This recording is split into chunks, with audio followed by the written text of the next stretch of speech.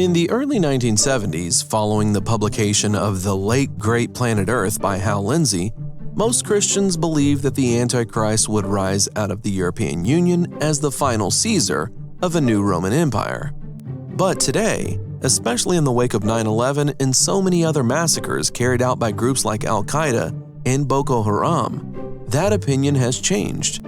Now, according to many experts, the Antichrist will rise not as a Roman Caesar, but as a powerful Muslim leader who will unite the Arabic nations and then conquer the world with an unbeatable force of jihadi warriors. So, which view is right? Will the Antichrist be a Roman Caesar, or will he be an Islamic warrior?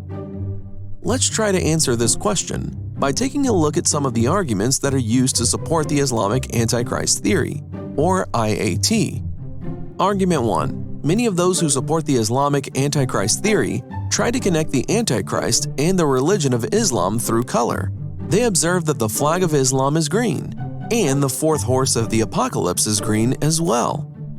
Obviously, this means that the Antichrist will rule under the banner of Islam, right? Well, no.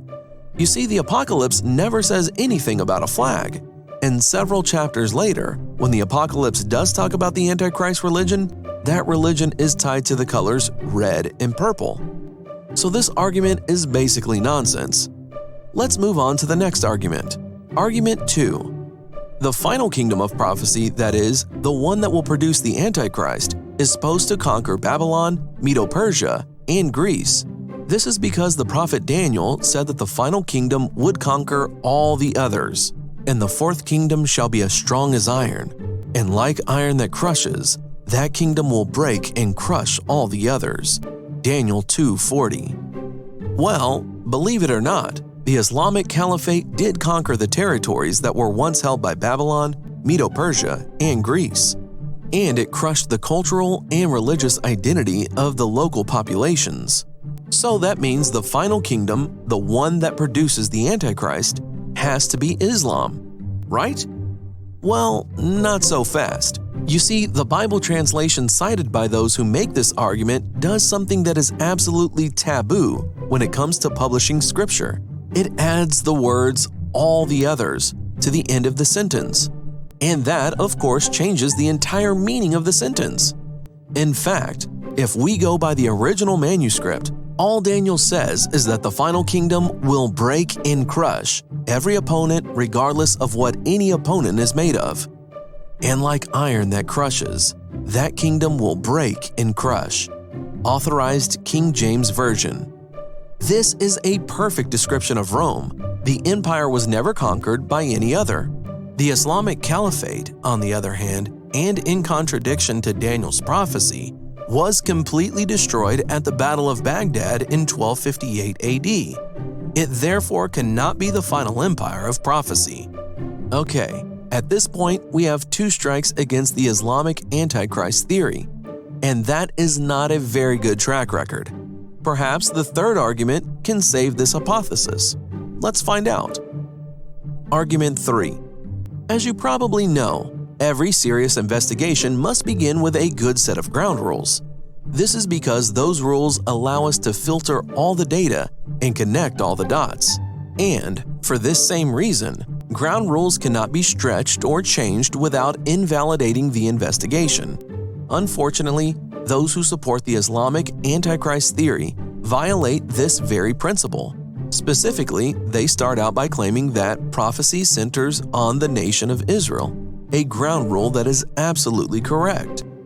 But then, in order to prove the Antichrist must be an Arab, they will change that rule to prophecy centers on the kingdom of Babylon, which is another way of saying the Antichrist has to come from the Middle East. This is justified, according to IAT experts, because Nebuchadnezzar's dream about a terrifying statue explains what will happen to the kingdom of Babylon, not the nation of Israel. But changing the method of interpreting scripture in midstream destroys the credibility of their argument. The fact is, Israel is the center of Bible prophecy, and Bible prophecy will always pivot on that axis. My countrymen according to the flesh who are Israelites, to whom pertain the adoption, the glory, the covenants, the giving of the law, the service of God, and the promises. That is, the prophecies. Romans 9:35. Hence, Nebuchadnezzar's statue is not meant to explain what will happen to the kingdom of Babylon, but what will happen to the nation of Israel until the Lord himself comes to rescue his people. And so, for the third time, a major pillar in the IAT theory collapses under its own weight. In fact, the list of IAT errors goes on and on and on.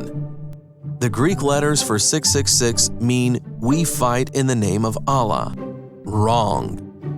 The clay headdress used by Muslims reflects the empire of iron and clay. Wrong. The 5 hills of Mecca are the 7 hills of the Antichrist capital. Wrong. The country of Saudi Arabia is the city of the Antichrist. Wrong. The 600-year caliphate is the king that reigns but a short time. Wrong.